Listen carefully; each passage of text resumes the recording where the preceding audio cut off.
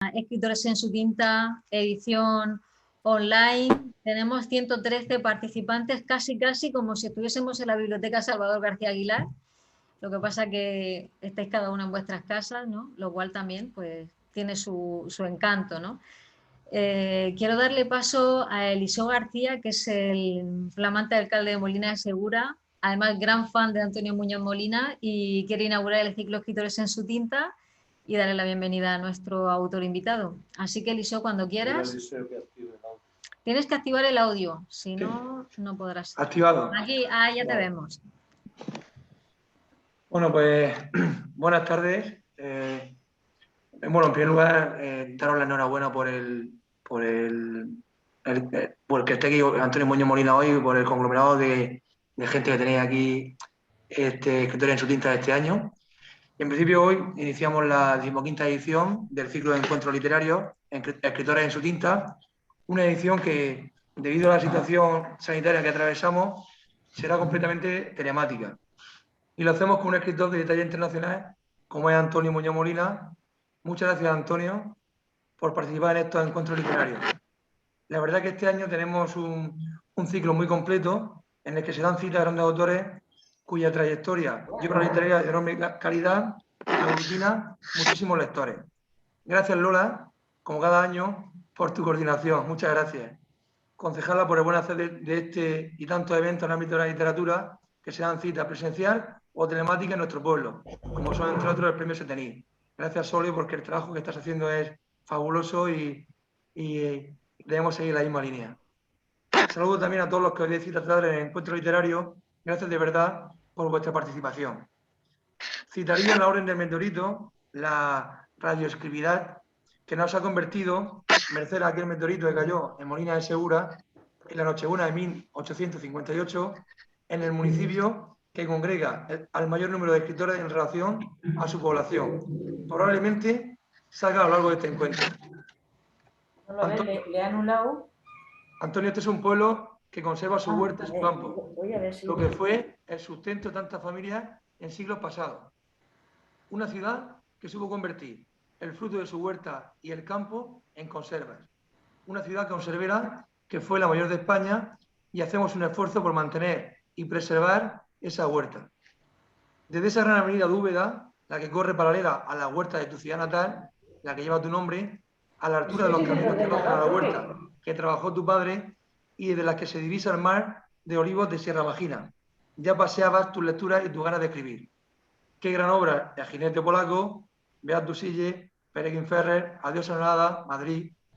Tu obra enorme, profunda, sincera, mezcla de lugares vividos, soñados y poblada de personajes y parajes inolvidables es, sin lugar a dudas, una de las más importantes de la lengua castellana. Además, eres un hombre honesto y crítico cuya voz es imprescindible y necesaria hoy en día para arrojar luz sobre las tinieblas que nos inquietan como sociedad, contra el radicalismo, la destemplanza y sobre todo el desatino intelectual. Muchas gracias, Antonio. Enhorabuena por tu obra. Bienvenido a este encuentro y bienvenido, aunque sea virtual, a este maravilloso pueblo como es Molina de Segura. Muchas gracias. Pues muchas gracias, Eliseo, por esas palabras. Yo creo que como ya has dado un pequeño repaso de la trayectoria de Antonio y yo creo que también vosotros estáis todos deseando escuchar al autor, yo solamente diré que, como comentaba antes del comienzo, me he leído siempre a Muñoz Molina de madrugada, de noche, en sitios raros. Una anécdota, pues un viaje de autobús, Murcia-Sevilla, de noche. Yo era la única chica y en todo ese trayecto me devoré Plenilunio, porque además quería dormir, pero no podía dejar de leer. Y realmente era como muy apropiado, ¿no?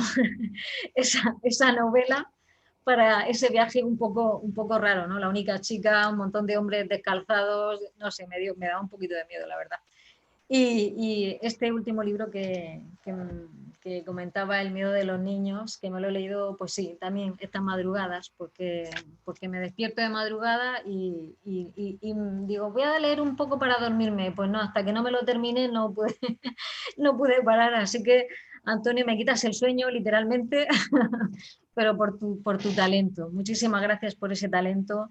Bienvenido a Escritores en su tinta, un placer inmenso, como comentaba Eliseo, como comentaba Soledad, todos los medios de Murcia también encantados de haber contado contigo. Yo me he preguntado, Antonio, ¿cómo vives como escritor estos tiempos con todo lo que está pasando? Esos ojos de escritor, esos ojos especiales de una persona acostumbrada a observar, ¿cómo observa esta realidad que vivimos hoy día? Hola, muchas gracias por vuestra recepción. ¿Se me oye bien? Se oye bien. Oigo, se cruza una voz. Había por ahí si alguien que se ha metido, no sé. Por favor, apaguen los micrófonos todos para poder escuchar al autor. Se lo agradecería. Gracias. Pues, mira, ¿ya se oye? Sí, sí, sí. Para mí, todo este tiempo desde que empezó, desde antes de que empezara el confinamiento, desde que empezó el run run de lo que estaba pasando, a mí lo que me inspiró sobre todo fue la necesidad de fijarme al máximo en las cosas, ¿no?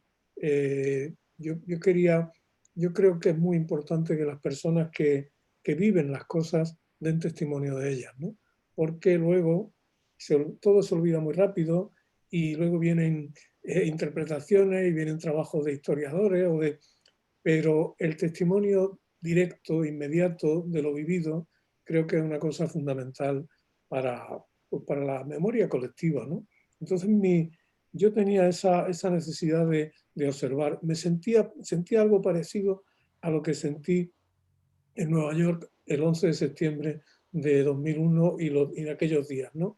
Yo estaba en medio de aquello y lo que sentía era la necesidad de fijarme en todo y de contarlo tal como lo estaba viendo, de hablar con el máximo número de gente posible, ¿no?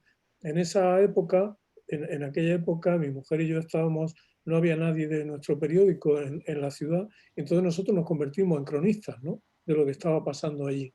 Y ahora he tenido esa sensación, ¿no? Si tenemos que fijarnos mucho en esto, tenemos que aprender, tenemos que asegurarnos de que el olvido no lo borra, porque todo se olvida muy rápido, ¿no?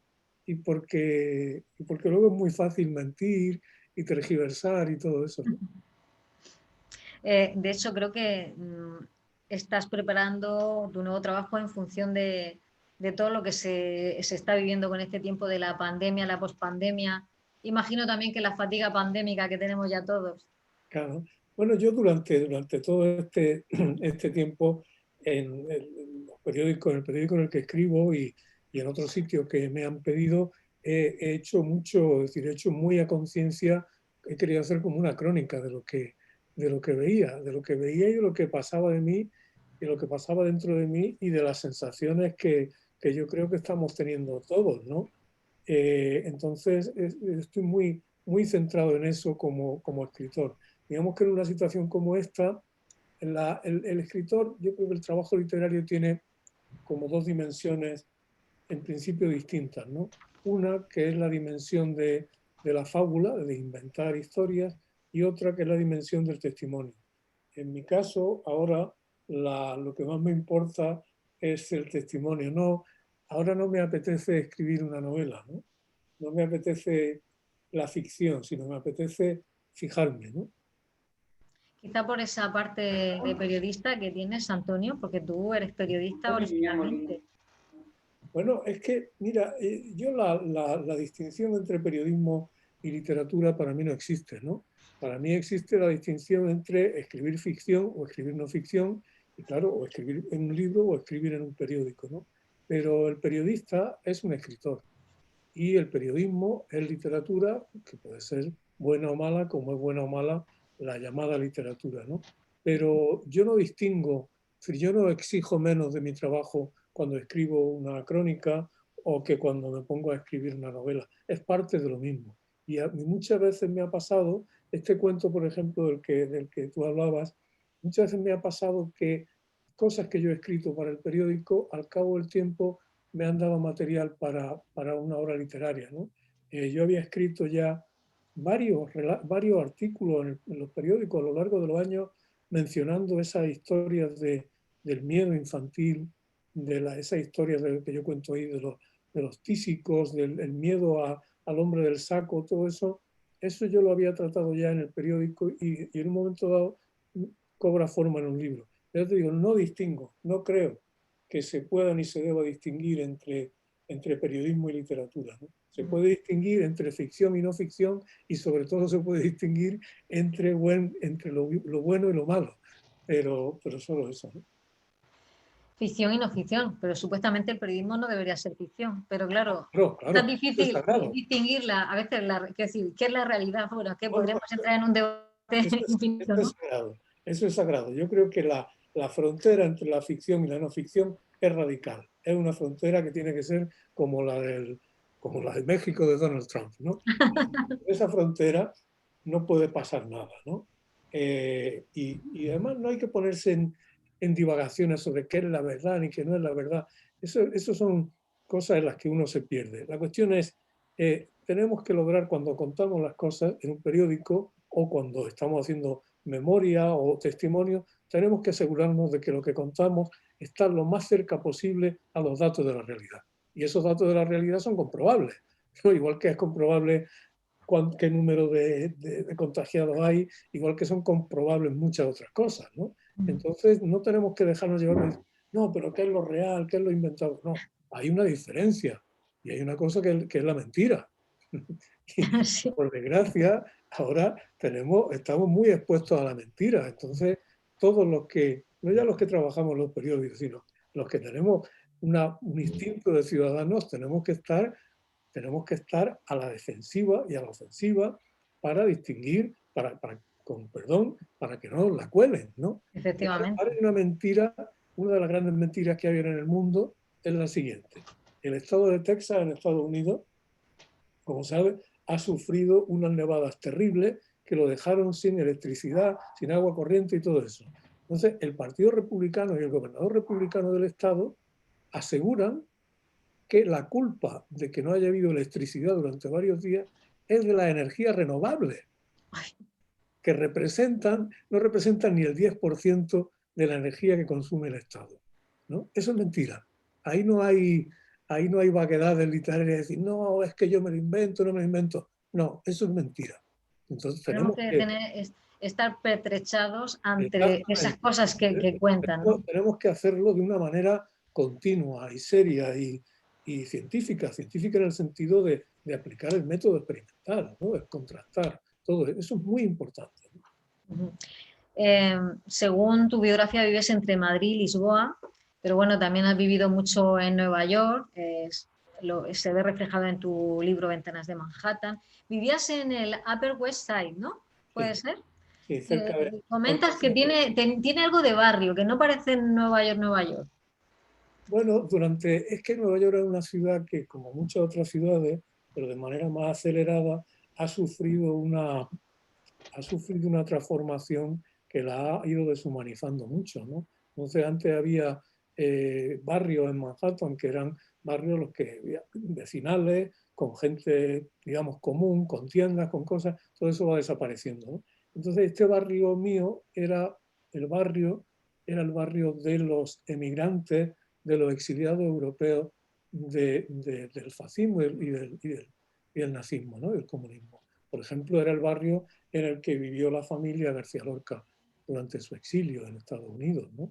Entonces era un barrio con una mezcla de gente, con una presencia judía europea muy importante, muy, muy bonito. Yo le tenía mucho cariño, mucho cariño. Eh, y la vida de barrio, imagino que también te recordé. ¿Puede ser que te recordase a tu vida de barrio de Granada? Y que en el fondo uno siempre quiere vivir en el barrio de su infancia y le cuesta salir de ahí. No, fíjate que yo cuando vivía en el barrio de mi infancia, yo lo que quería sobre todo era irme. Ya, bueno. Pero luego no quieres tampoco. O sea, primero quieres irte, pero luego Claro, quieres no volver. estás contento con nada, ¿no?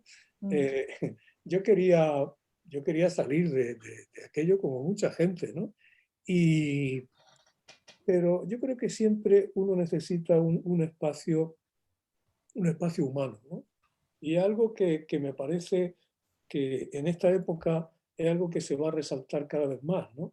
Es decir, yo estoy convencido de que hemos vivido en una especie de espiral de capitalismo despiadado, de ruptura de cualquier lazo de fraternidad, ¿no? De individualismo, de un consumismo insostenible. Y creo que una de las cosas que estamos aprendiendo ahora es que hay muchas cosas que son demasiado valiosas como para que dependan del mercado, ¿no?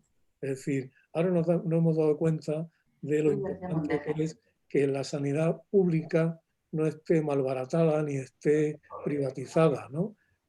Son cosas Pepe, esté ahí, estará en el ayuntamiento. Uy, tenemos por Yo ahí no sé dónde está. el- Ahí está. Josefa, A por ver, favor, cierra el micro. por favor, Manolo, apaga todos los micrófonos. Ahora, Tú puedes apagarlo. Estamos hablando de eso, ¿no? Entonces, tanto en un barrio de Úbeda como de Granada, como de Madrid, como de Nueva York, lo que importa es que haya una vida comunitaria, que haya negocios, que la gente se ayude entre sí, porque no somos esos individuos abstractos de la ideología capitalista, no somos el consumidor incesante, ¿no? Somos personas que no pueden vivir solas, que tienen lazos, que tienen familia, que tienen padres, que tienen hijos, que tienen amigos, ¿no? A mí una cosa que me parecía desoladora de mi barrio en Nueva York, en muchos sitios, era que pasaban los años y tú seguías yendo a la tienda y nunca te conocían, ¿sabes? ¿Por qué? Pues porque la gente estaba cambiando continuamente de trabajo, y porque además no se fijaban en el cliente, estaban demasiado tensos con su... Y a mí, sinceramente, el hecho de ir a una tienda y que me conozcan, no por ser escritor, sino que me conozcan como por ser cliente, persona, sí. ¿no? Como cliente. Es decir, eso me da una felicidad muy grande, ¿no? Y aquí eso que llaman ahora los urbanistas la ciudad de los 15 minutos, que es tan importante, ¿no? Es decir, tener un hábitat, digamos, en el cual tú puedas satisfacer una gran parte de tus necesidades andando en bicicleta, ¿no? Como en mi caso, que me gusta también mucho, ¿no? Entonces, todo eso, esos lazos, yo creo que ahora a partir de ahora los vamos a celebrar más. Sí, sí, estoy de acuerdo. Yo creo que también. Vamos a hablar un poco de España, del Cervantes, porque tengo entendido que tú prefieres a Cervantes antes que a Lope y a Quevedo, pero también has dirigido el Instituto Cervantes, estando allí en Nueva York. Eh, Estando allí, imagino que, como nos pasa también cuando hemos estado fuera de España, te das cuenta, uno se da cuenta de lo importante que es el idioma español fuera de España. Y es como que no nos terminamos de dar cuenta, ¿no, Antonio? Sí, esto es una cosa compleja. En primer lugar, te voy a decir lo de Cervantes y Lope y eso que me parece importante, ¿no? Cervantes para mí lo prefiero a Lope y a Quevedo con mucha diferencia, porque me parece un escritor que es mucho más profundo y que tiene una visión del mundo más crítica y más humana, ¿sabes? Es decir, Cervantes nunca escribió la grosería que escribió Quevedo, por ejemplo, ¿no? Sí. Cervantes nunca trabajó para buscarle amante o de tercero de un aristócrata como hizo Lope, ¿no? Cervantes era un hombre Cervantes muchas veces parece que es un escritor que es de otro país, ¿no? Porque tiene esa ironía, tiene esa dulzura, él nunca es cruel. Cervantes nunca es cruel, ¿no? Cierto. Siempre tiene una mirada sarcástica hacia los poderosos y tiene una mirada cordial hacia la gente pobre y débil, ¿no? Y lo otro dice, yo estuve 2 años dirigiendo el Cervantes de Nueva York, ¿no? Y fue un trabajo muy bonito, ¿no? En esto de la lengua, yo creo que muchas veces mucho triunfalismo, una mezcla de triunfalismo y de incapacidad. Triunfalismo porque se dice, no, es que en Estados Unidos ya hay no sé cuántos millones de hablantes. Eso, en rigor, no significa gran cosa, porque esos millones de hablantes en Estados Unidos lo que quieren hacer cuanto antes es hablar inglés sin acento para que no les noten que son emigrantes, ¿sabes? Eso es lo primero, ¿no? Por supuesto que hay que hay esa presencia del idioma que muchas veces te da mucha alegría, ¿no? Porque ir por la calle y pasar junto a un grupo de gente y oírlo hablar en español con acento cubano o con acento dominicano, eso siempre te da alegría, ¿no? Pero nosotros tenemos que pensar una cosa, y es que el español es una lengua global y una lengua que tiene muy poco que ver con España. Sí, cierto, Es decir, cierto, cierto. España me parece que es el tercer país de habla española, ¿no? Entonces eso nos tiene que dar humildad, ¿no? Yo me acuerdo cuando se decía que cuando para decir las palabras de América Latina se llamaban americanismos, ¿no? Como si hubiera un español que era el nuestro y los otros fueran... Dicen, no, oiga, es que nosotros somos la minoría. Ahora bien, Efectivamente. ahora bien, esa presencia del idioma, en vez de suscitar una cosa que yo llamo euforia estadística, que es decir, somos 80 millones, bueno, ¿qué? ¿Cuántos, ¿Cuántas cadenas de radio o de televisión de calidad en español hay en Estados Unidos? ¿Cuántos libros en español se publican y se leen en Estados Unidos, ¿no? Pero claro, ahí hay un campo, claro, extraordinario, que nuestro país, si tuviera un poco más de astucia o algo, el español, que ya es muy importante en nuestra economía, podría serlo mucho más, ¿no? Podría ser una fuente de riqueza casi como es el inglés para el Reino Unido, ¿no? Que tiene una industria muy desarrollada de eso, ¿no? Pero nosotros no se nos ha dado nunca bien el sacar beneficio de nuestras cosas mejores, ¿no? Pues sí, pero me gusta eso que comentas de que realmente el español es un idioma muy global y muy enriquecido porque nosotros lo hablamos de una manera, pero en el resto del mundo se habla de otra manera muy diferentes, muy diversa. Pero luego, sin embargo, tenemos la Real Academia de la Lengua, que usted ocupa el sillón. Y claro, la Real Academia vela por el español global, por el español de España, ¿por No, cuál? en eso la academia ha progresado mucho. Es decir, por ejemplo, el diccionario es un diccionario que ya es panhispánico. Es decir, que el diccionario lo hace la academia, lo edita la academia en colaboración real con todas las academias de América Latina, ¿no? No, el español además tiene una ventaja extraordinaria que es que tiene la riqueza de su variedad, pero que tiene la suficiente unidad como para ser inteligible para todos, ¿no? Mm. Y esa es una ventaja tremenda, ¿no? Y también está la unidad ortográfica, que también es muy importante, ¿no? Es decir, nosotros, por ejemplo, el portugués de Portugal y el de Brasil tienen ortografías distintas. Eso es un problema, ¿no? Entonces, esa unidad ortográfica nuestra, dentro de la... Es decir, cuando una cosa que uno aprende, que yo he aprendido en Estados Unidos, es a saber que yo hablo una variante regional, digamos, de la lengua española. Es que no es que yo hable la lengua... Cuando yo era pequeño, mi padre pensaba que él no tenía acento, ¿no? Que los que tenían acento eran los de los pueblos de alrededor, ¿no? Decía, los de Linares, los de Baeza, todo eso tenía acento. Él no tenía acento, ¿no? Entonces, los españoles muchas veces pensamos eso, ¿no? Que nosotros somos, y no, nosotros Sí, somos... que no hay español correcto e incorrecto, que es un idioma global, como comentabas. Esta mañana en la entrevista de Antonio Arco, de La Verdad, sí que comentabas algo que a mí me parece interesante y es que realmente la política en nuestro país, más que ayudar a que España prospere, hace casi todo lo contrario, ¿no? Que estamos como siempre, digamos, atascados, ¿no? En una polaridad que no nos deja avanzar. En eso tenemos que ser lo más precisos y lo más equilibrados que podamos, ¿sabes? Porque es injusto el poner a todo el mundo en el mismo saco, sea lo que sea, y hay zonas de la política y hay gente que hace política y la hace muy bien y otra que la hace mal, ¿no?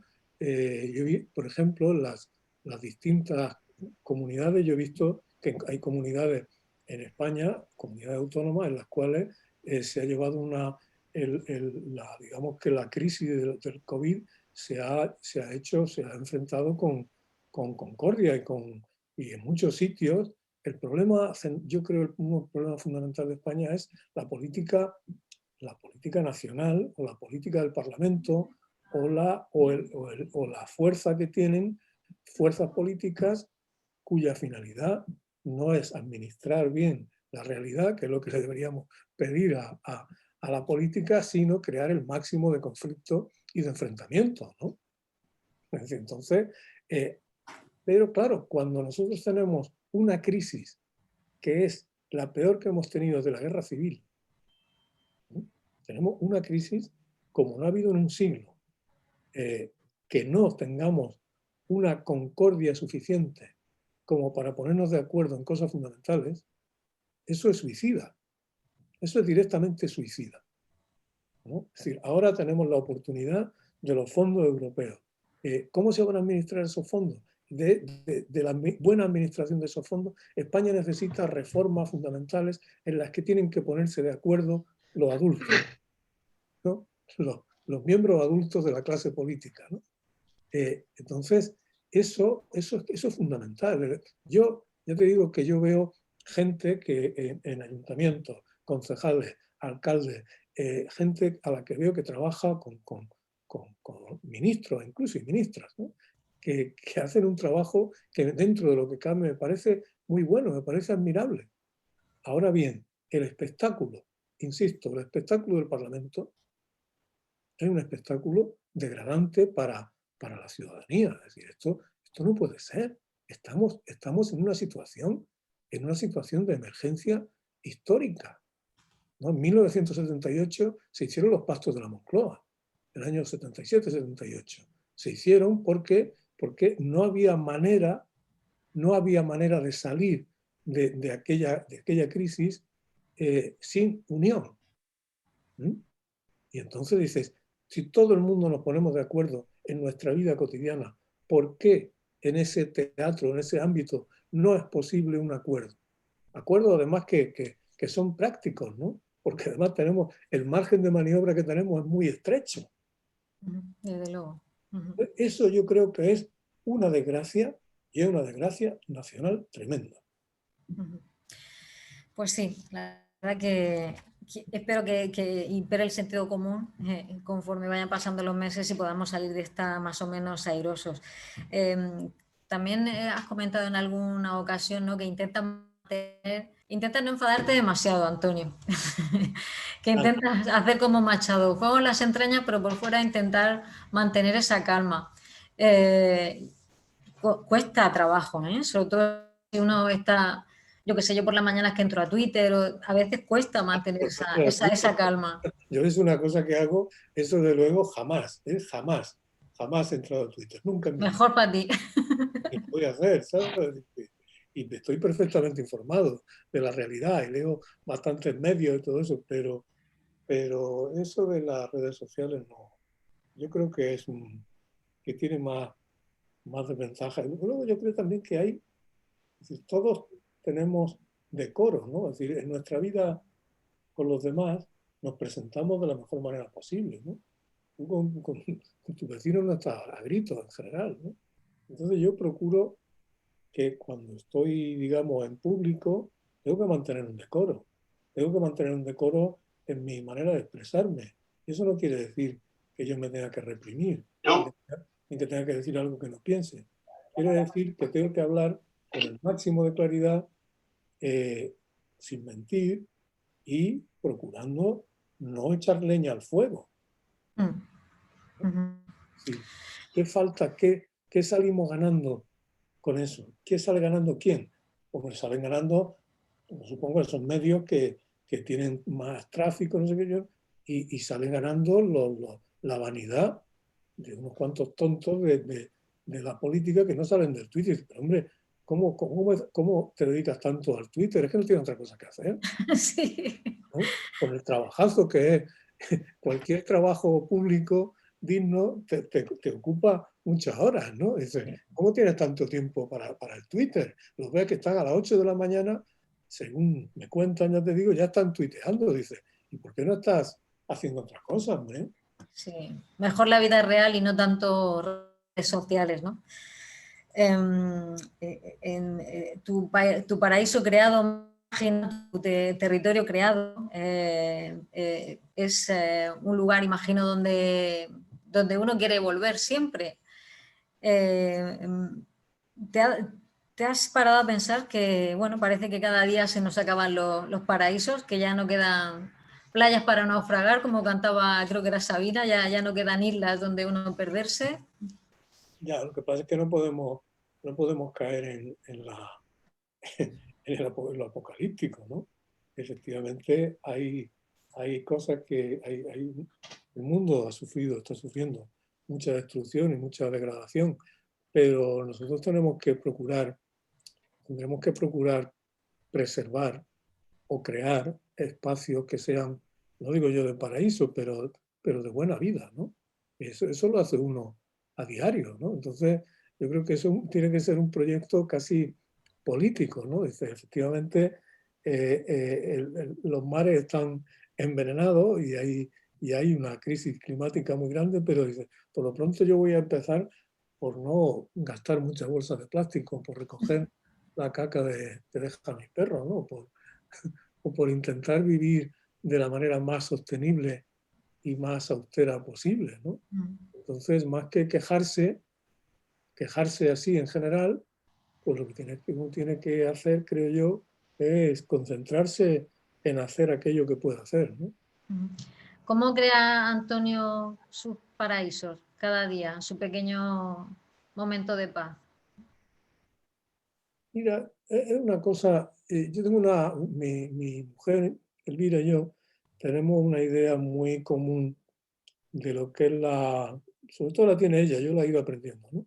De lo que es la belleza de lo cotidiano, ¿no? La belleza y la habitabilidad del espacio que uno tiene, ¿no? El tener tu casa bien bonita, ¿no? El tener espacio agradable, el desayunar bien, ¿no? El salir a comprar y hacerte una comida rica, no sé qué, son paraísos, no son tonterías, ¿no?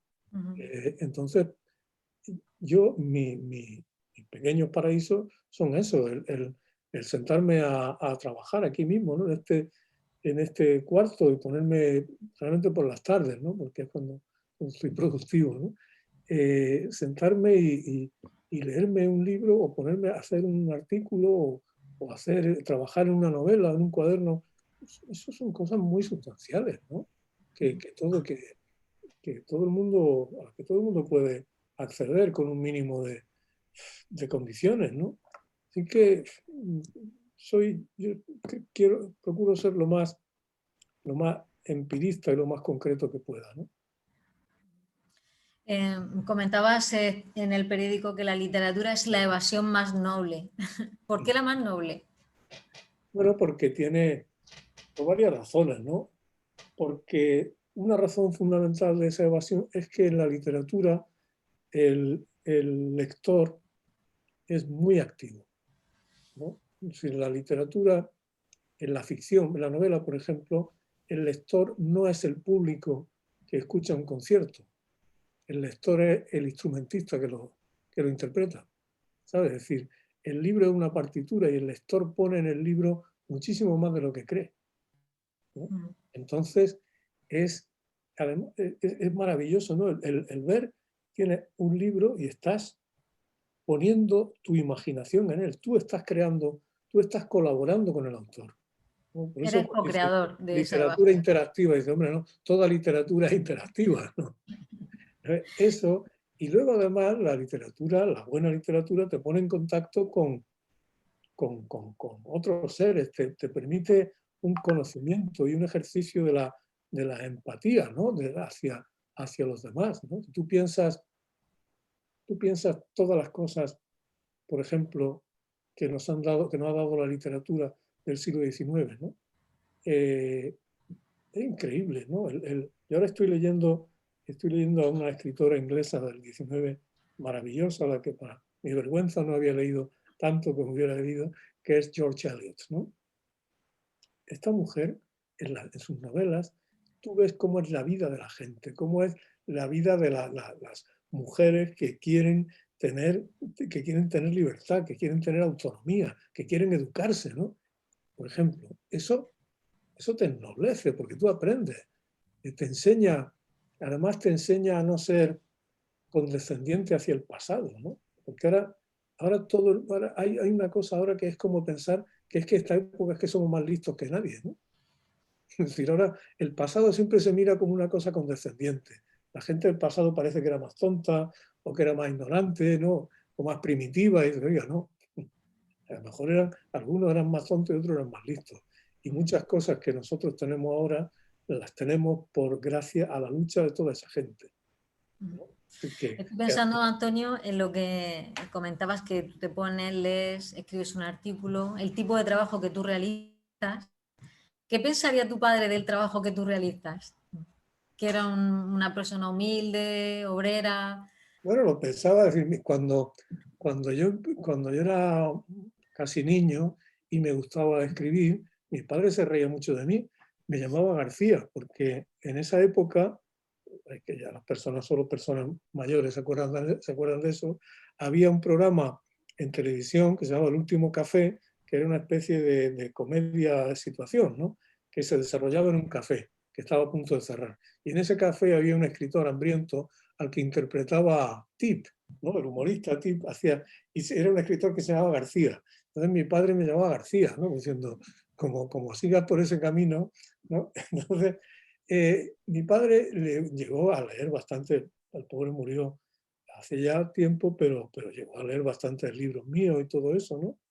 Yo creo que él se dio cuenta perfectamente de lo que a mí me gustaba y creo que lo supo apreciar.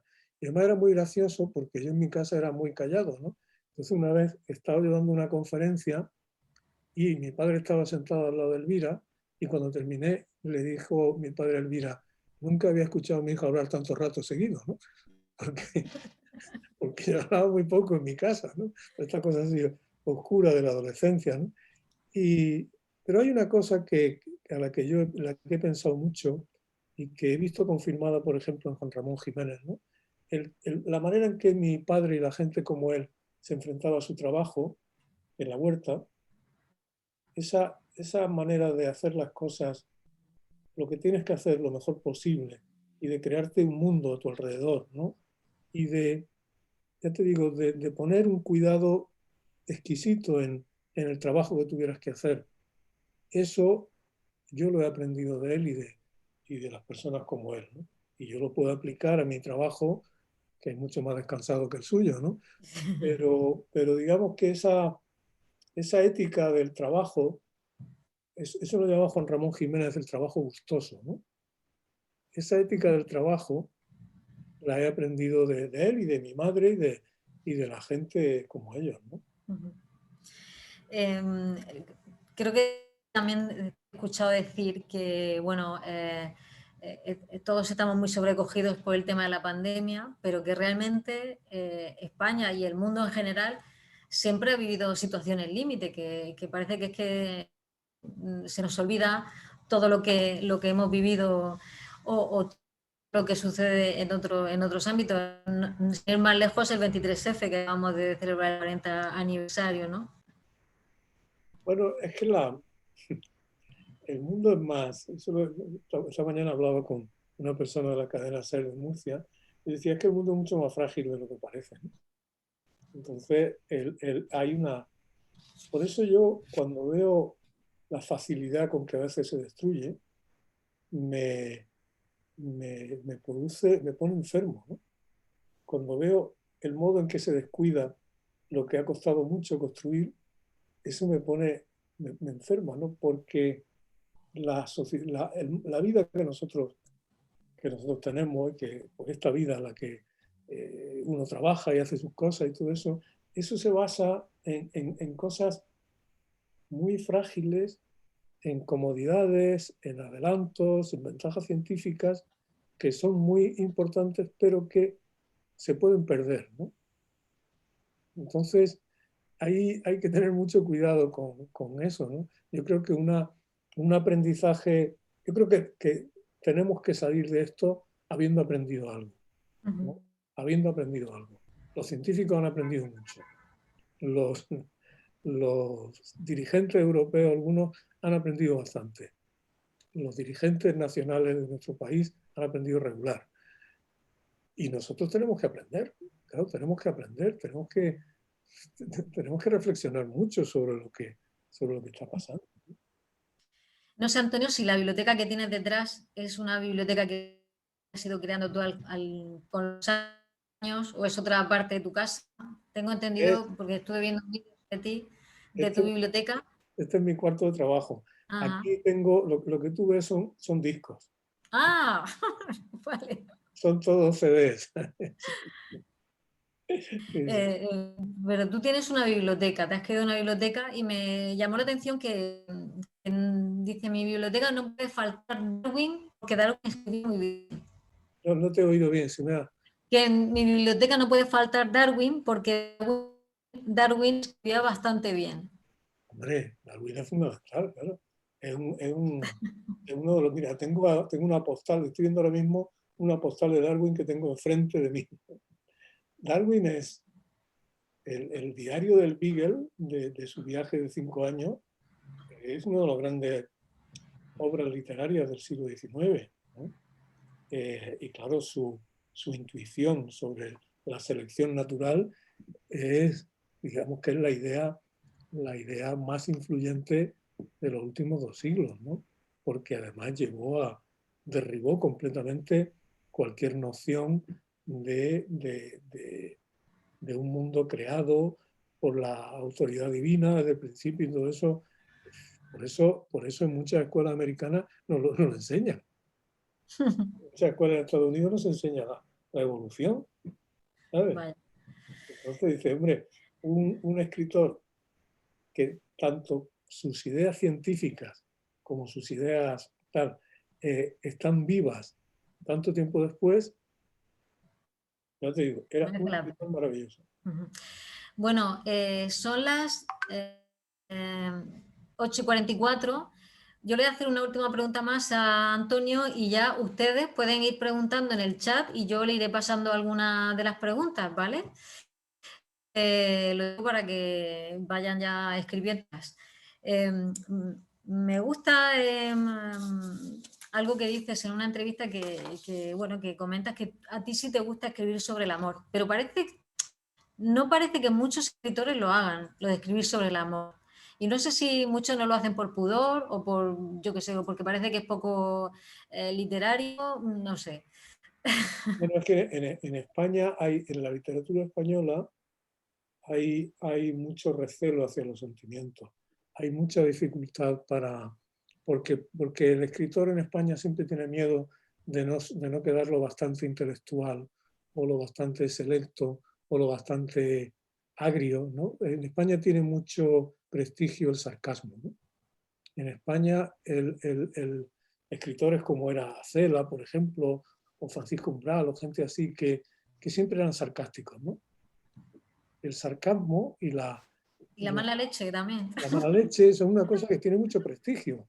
Entonces, los buenos sentimientos hacen que uno parezca tonto, ¿no? Hay como un prestigio de la maldad. Uno dice, con lo malo que es, tiene que ser muy listo, ¿no? Y a lo mejor es malo y es un tonto del culo, ¿no? Con perdón.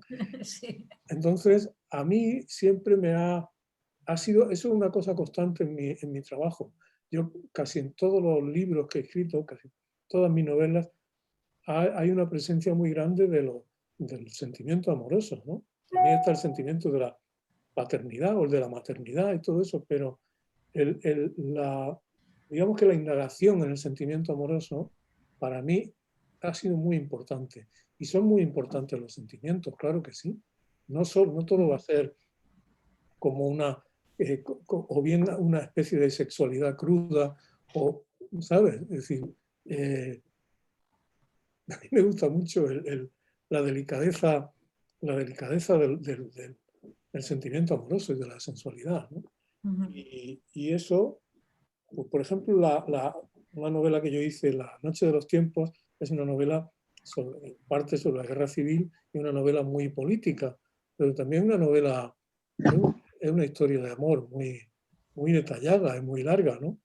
Y eso me gusta mucho hacerlo, ¿no? Porque me gusta mucho indagar en qué es lo que ocurre en las personas mediante la pasión, durante la pasión amorosa, ¿no? Ujú. A mí me encanta el tema del amor. Otra cosa que comentas es que la sociedad española padece juvenilismo, a ver si me sale, juvenilismo. Y es una sociedad paradójica, porque por una parte se ha arreglado para quitarle a la gente joven casi cualquier oportunidad de salir adelante, ¿no? Pero al mismo tiempo practica como un halago continuo a los jóvenes, ¿no? Ahora menos, ¿no? Pero tú ves, por ejemplo, la publicidad, solo salen jóvenes, ¿no? Los medios quieren parecer juveniles, ¿no? Nadie quiere parecer serio, ¿no? Todo el mundo tiene que parecer como cool o como, ¿sabes? Y está muy bien que los jóvenes sean jóvenes, pero no hay nada más patético que una persona ya de edad haciéndose el joven, ¿no? Es un curioso, una sociedad muy manga por hombro, en la que no hay nada que dure, ¿no? No hay nada, hay muy pocas cosas que sean sólidas, ¿no? En España se crea algo, cuesta mucho crearlo y a continuación se abandona o se destruye, ¿no? Y entonces hay que empezar otra vez. Es una cosa que es muy triste, ¿no? Pero es así. Es algo que tiene nuestra sociedad, ¿no? Piensa, por ejemplo, en el grado, se había alcanzado un nivel de investigación científica en España bastante alto. Llegó la crisis, se cortó y ahora hay que empezar a reconstruir otra vez, ¿no? Entonces en eso estamos siempre, tejer y destejer, ¿no? Siempre estamos empezando. Bueno, tengo por aquí varias preguntas.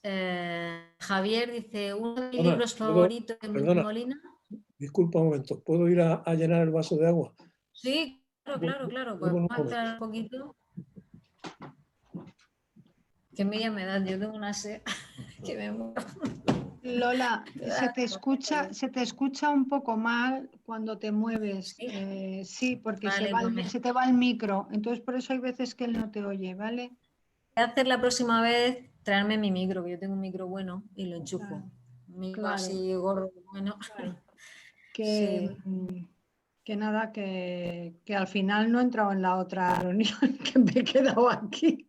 Es que está tan interesante todo lo que dice Antonio que como uno se va a ir. Bueno, tenemos 166 personas ahora en el chat. Ha habido hasta 178, 175. O sea que muy bien. Es normal que tengas que beber agua porque te estamos haciendo hablar mucho. Bueno, la pregunta de Javier dice, uno de mis libros favoritos de Antonio Muñoz Molina es Sefarad, uno de los más bellos que he leído nunca. ¿Nos podrías hablar de cómo concibió ese libro o cómo concebiste ese libro? Ese libro tiene una historia muy curiosa porque empezó siendo una idea para un cuento corto, ¿no? Entonces estaba escribiendo ese cuento corto que era sobre una historia de una mujer y su hija que han sido exiliadas, que huyeron de Francia y vuelven a Francia después de la Segunda Guerra Mundial. Y estaba escribiendo ese cuento y pensé que podía hacerlo en dos partes. Entonces ese cuento empecé otro que desarrollaba ese.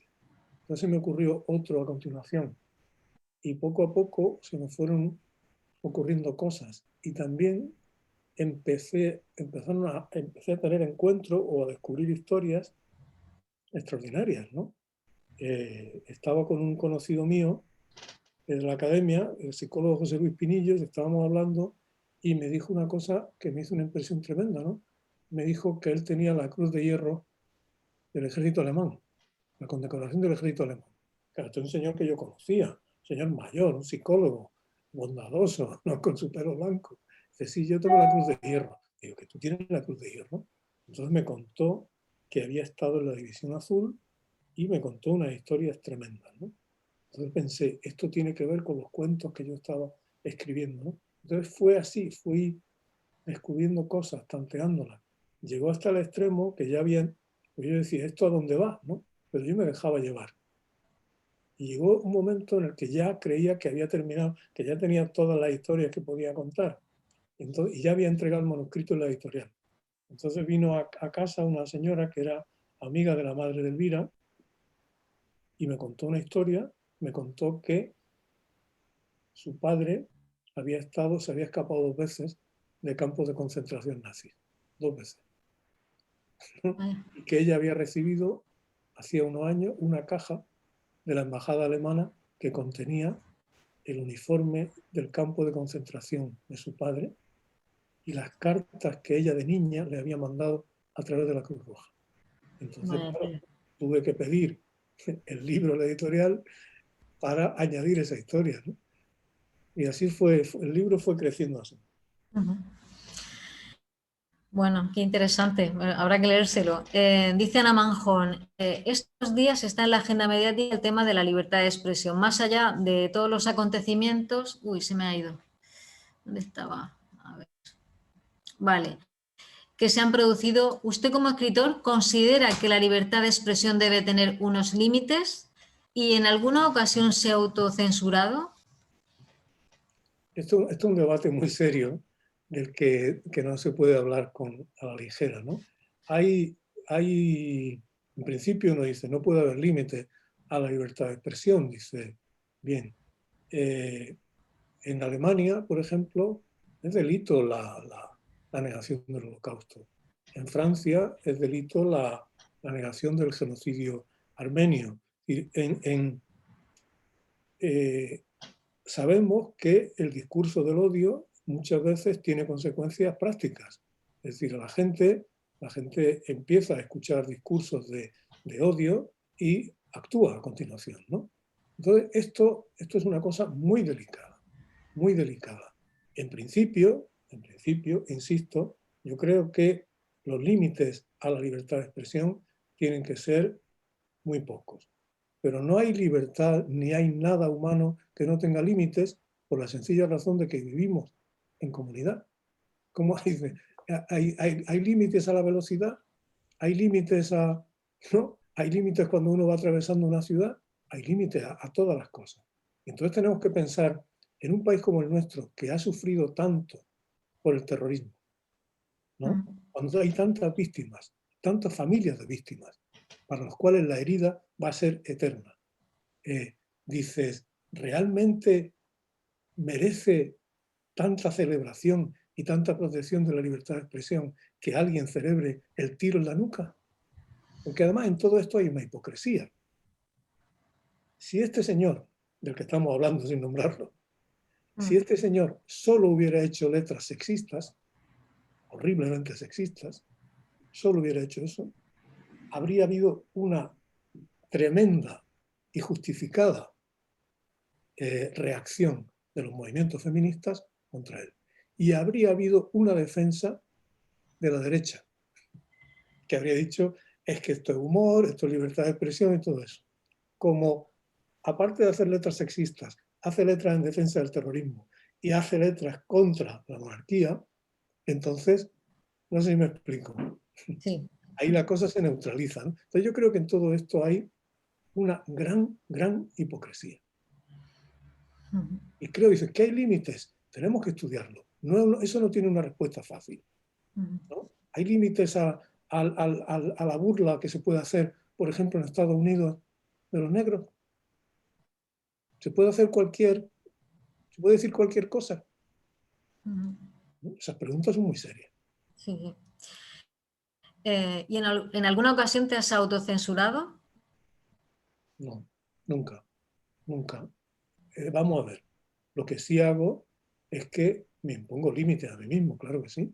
Y entonces, como te digo, yo puedo tener una reacción en mi casa, yo leer una noticia que me parece escandalosa y decir, menudo tal. Pero cuando lo hago en público, me mantengo dentro de los límites de la buena educación y de la convivencia civil. Claro que no he callado nada que hubiera debido decir en mi vida. Pregunta a Mariuca, ¿crees que dentro de unos años la literatura va a estar invadida de historias de pandemia? ¿O quizás estemos ya tan hartos que de repente necesitamos leer utopías y otras cosas? ¿Cuánto tiempo crees que hará falta para poder crear ficciones sobre esta etapa? Eso nunca se sabe. Fíjate que ahora Alice Smith ya está escribiendo sobre eso, ¿no? Después de la gripe del 18-19, la gripe desapareció casi completamente de la literatura, no ya de la literatura, sino de la memoria colectiva, ¿no?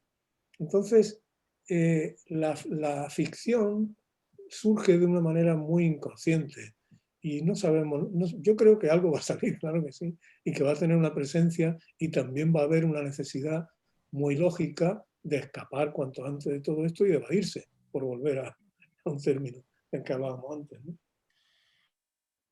Pilar Halcón dice, ¿qué prefiere escribir, novelas o artículos en el periódico? ¿Dónde se siente usted más cómodo? A mí me gusta escribir todo. La literatura tiene, cada forma de literatura para mí tiene un atractivo singular, ¿no? Un artículo tiene unas exigencias formales determinadas, un tiempo que es específico. Una novela es otra cosa, un cuento. Son variantes de un mismo trabajo y a mí me gusta ejercerlas casi todas, ¿no? Me gustaría que de vez en cuando se me ocurriera un buen poema, pero claro, eso pues no. Bueno, yo creo que tú estás muy, muy cubierto. Si no escribes un poema no pasa nada. No, claro que no pasa nada. Digo que me gustaría. Bueno, Iván hace aquí una reflexión. Voy a resumirlo, ¿vale? Dice, hay una frase de Kafka que dice, en un mundo sin Dios, el sentido del humor es casi una obligación moral. ¿Es para ti el sentido del humor una obligación moral? Bueno, es que ahora se llama sentido del humor a cosas muy distintas, ¿no? Yo creo que el sentido del humor es una emanación natural de la observación de la vida, ¿no? Es decir, de la observación de la vida y de la observación de uno mismo. Por eso tuve a los grandes, ¿no? A Cervantes, al propio Kafka, a Dickens, a esta mujer, a George Eliot. Hay mucho sentido del humor en todo ello. ¿Por qué? Porque el ser humano tiene una cosa muchas veces todos nosotros, una cosa ridícula. Somos ridículos a veces y merecemos compasión, ¿no? Y merecemos burlas, ¿no? Hay una cosa que decía Mel Brooks, el director de cine, que marcaba la diferencia entre tragedia y comedia, ¿no? Y él decía, comedia es que tú te caigas a un pozo y te ahogues. Tragedia es que a mí al cortarme una uña me haga sangre, ¿no? Entonces, yo creo que la observación de la vida y de uno mismo te lleva necesariamente a veces al llanto y a veces te lleva a la risa, ¿no? Y te lleva a la sonrisa, ¿no? Pues, el ser humano es digno de burla muchas veces y digno de compasión, ¿no? De misericordia. Preguntan por aquí si te documentas con libros de historia de la ciencia, con publicaciones científicas.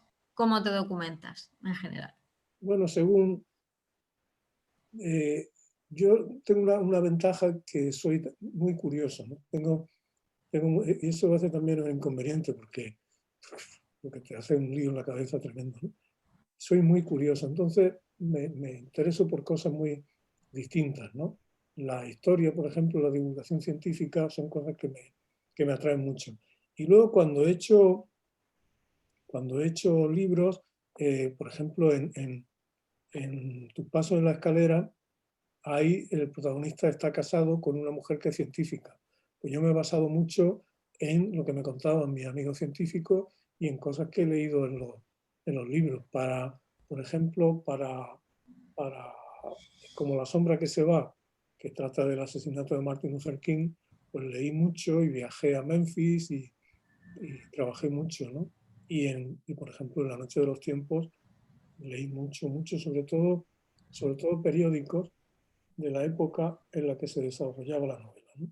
La novela terminaba en octubre, hacia el final de octubre del 36, y a partir del final de mi novela no me interesaba leer nada, porque estaba tan concentrado, decía, lo que pase después, como ya no tengo que escribir sobre ello, pero me concentraba mucho y leí muchos periódicos de la época, ¿no? Un gran lector, Antonio. ¿Cuánto lees, ¿Cuánto habrás leído a lo largo de toda tu vida? Me pregunto, ¿cuánto has leído a lo largo de toda tu vida? Es que me gusta mucho, la verdad. Bueno, preguntan por aquí si volverás a Mágina otra vez en alguno de tus próximos libros. Sí, eso es inevitable. No se sabe cómo ni cuándo. Bueno, yo creo que sí, esta historia que tú has leído ahora, la del miedo de los niños, se desarrolla en Mágina, ¿no? Es inevitable que vuelva porque forma parte de mi, digamos, de mi equipaje vital, ¿no? Por aquí preguntan que has hablado de narradores de libros de relatos, si le recomiendas algún otro narrador de libros de relatos. El relato breve, yo creo que, aparte de Chekhov, que es el más grande de todos, ¿no? Yo recomiendo siempre mucho a Alice Munro y a John Cheever, por ejemplo, ¿no? Alice Munro es para mí, de las grandes escritoras de relatos que le dieron el premio Nobel hace unos años, muy bien dado, ¿no? Yo creo que algunos de los mejores relatos del siglo XX lo ha escrito ella. Hay por aquí una... Víctor, no voy a hacer esta pregunta porque entonces le vamos a hacer spoiler a la gente que no ha leído Claro. el de los niños, el miedo de los niños. Ya una última pregunta, voy a ver qué leo por aquí. Dice, hola, primero darle las gracias por su obra. Mi pregunta es sobre la novela Carlota Feinberg. Estoy leyéndola y tengo mucha curiosidad por qué hay tantas palabras y expresiones en inglés.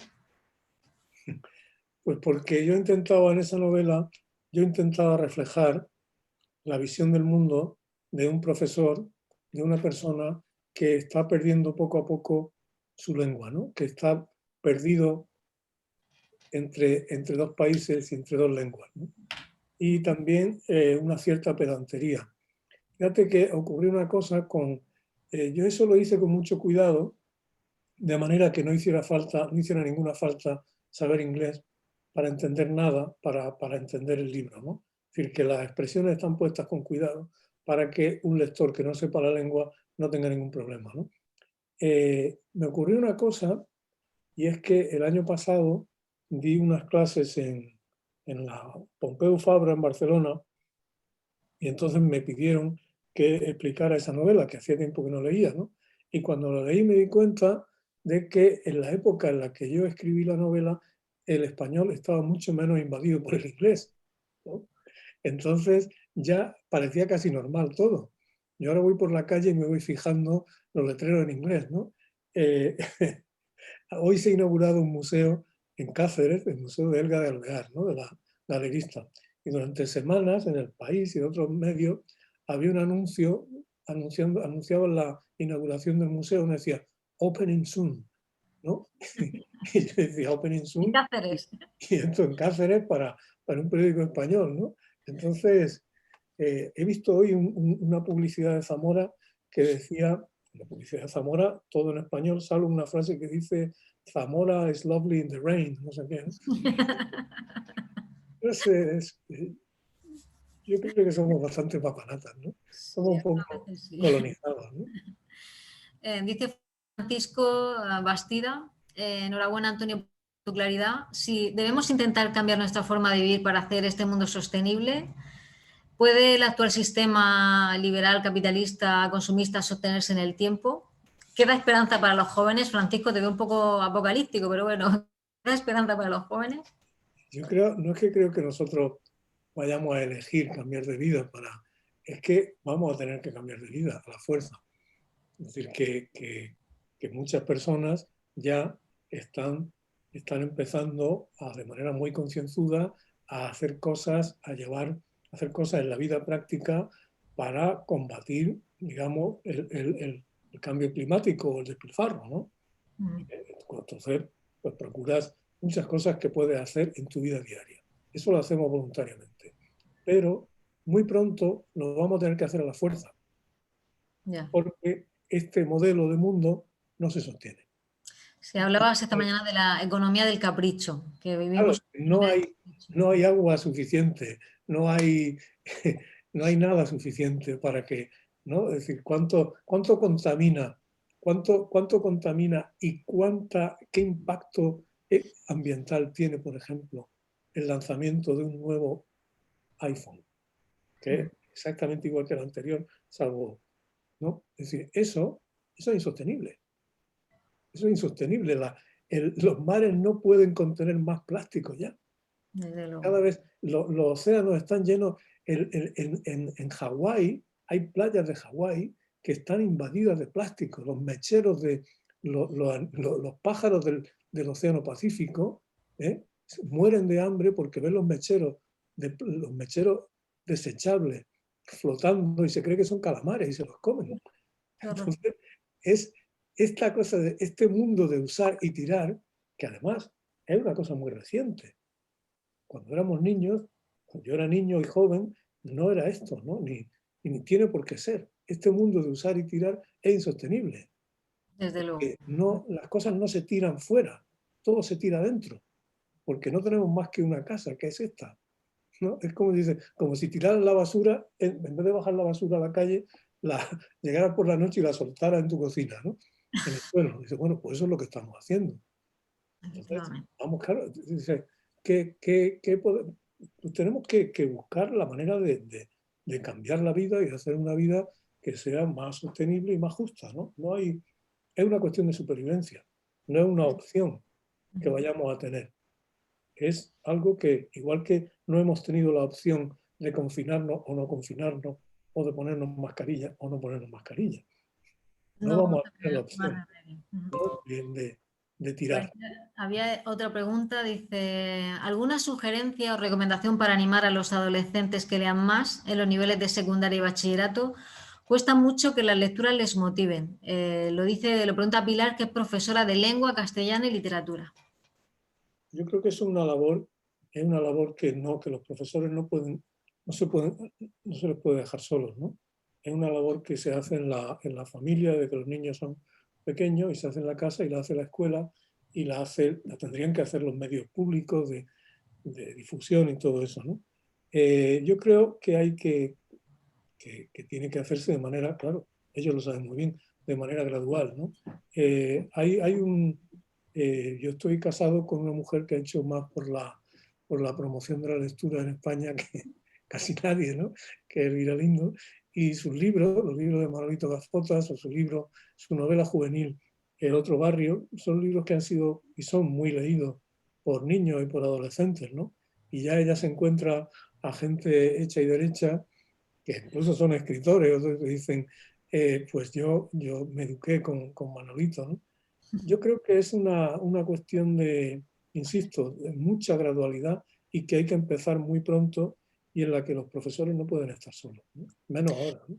Una opinión que tengo yo, fíjate, porque tengo un hijo adolescente, es que yo creo que a veces le ponen a leer libros que a ellos no les interesan nada, que a lo mejor hay que ser un poco no tan clásico y proponerle a los chicos otro Tiene que tipo ser de... gradual, igual que la música. Tú a un adolescente, a un niño, una persona muy joven, la lleva a un auditorio. A mí me gusta mucho la música clásica. Y tú le pones de pronto una sinfonía en crudo y se va a aburrir a muerte, porque el proceso de enseñanza es gradual. Y hay músicas, y hay que seleccionar muy bien, y hay que explicar muy bien, y hay que hacer un esfuerzo para que las cosas lleguen a las personas, ¿no? Me preguntan por aquí que notaron cierta melancolía o recuerdo a los exiliados de la guerra civil en Beltenebros, si hay algo de eso. Sí, mucho. Hay mucho. En esa época, esa novela mía yo la escribí en los años 80, que era una época, después se ha dicho que había un pacto de silencio y todo eso, pero era una época de gran olvido, ¿no? En la que nadie... De olvido, además, olvido no solo de los muertos, ¿no? Sino olvido de gente que estaba todavía viva y que podría haber recibido homenaje y compensaciones, ¿no? Hubo un afán de modernización muy rápido y muchas veces muy cosmético, y entonces eso dejó de ser importante, ¿no? Y en esa novela mía y en otras, ¿no? En Beatus Ile, en El Gerente Polaco, en Sefarad, ¿no? El relato, la recuperación de la memoria del exilio y de la lucha antifranquista dentro de España, ¿no? Para mí ha sido muy importante como materia narrativa y casi como obligación cívica, ¿no? Muy bien, ya una última pregunta. Dice Iván que ¿por qué no utilizas el humor en tus crónicas? A veces sí hay humor, ¿no? Depende de cosas, hay ironía, hay, no sé, eso varía mucho, ¿no? A mí lo que sí me parece es que a veces hay que ser serio, ¿no? Pero que cuando se es solo serio, algún problema hay, ¿no? Porque yo creo que es muy raro que una visión completa de la vida no sea irónica en parte, ¿no? Querido Antonio, muchísimas gracias por este Escritores en su tinta. Hemos tenido un llenazo bestial. Ha habido pues 175 personas en algún momento, o sea que a mí me da mucha rabia el no poder hacer esto en persona, porque es mucho más rico, más divertido y luego nos iríamos a tomar una cerveza aquí al lado y esto siempre es Y algo muy... rico, algún producto huertano rico, ¿no? Hombre, claro, unas habas, o una patata asada que están tan ricas.